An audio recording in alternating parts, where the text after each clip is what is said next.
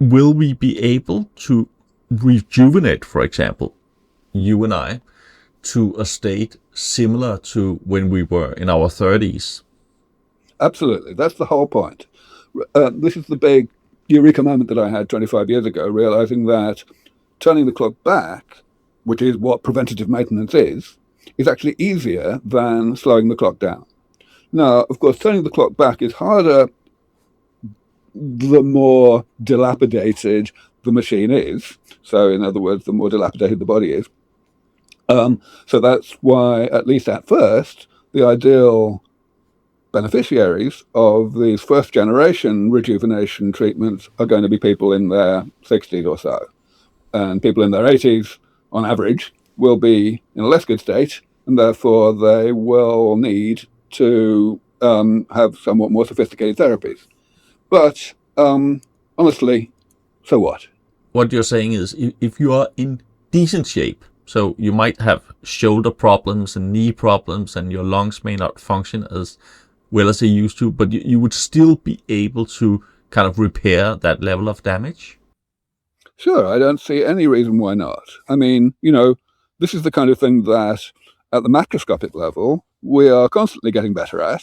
Surgery is getting more effective in all manner of ways.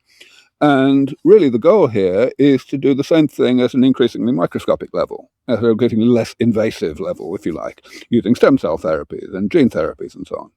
And how would that visibly look? I mean, I think this is where people struggle to imagine it, right? They see somebody being 70 and they say, okay, so we repair some stuff, but will that person look exactly the way they did in their 30s and how?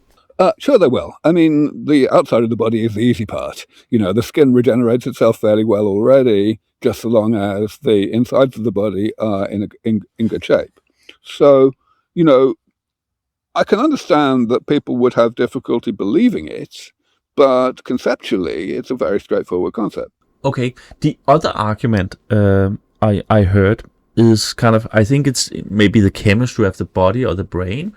But some people say, I can feel have experienced enough. It's like going to another country or another Michelin star restaurant. It doesn't have that novelty and excitement as it used to.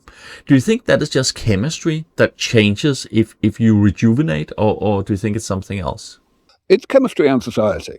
I mean, of course, society has gravitated to a kind of state that is in the context of the existence of aging. So there is this stratification of people who were born different amounts of time ago. They'd listen to different music, things like that. So I think it's a combination of the two. Yes, the brain especially, gets more cluttered, if you like. There's more damage in the brain, and that's something that we will physically fix with medicine. But also, society kind of forces people as they get older into particular ways of doing things and into less and less interest in novelty. And there's no reason why that should necessarily be. It's perfectly possible for society to encourage novelty, and there may be good reasons to do that.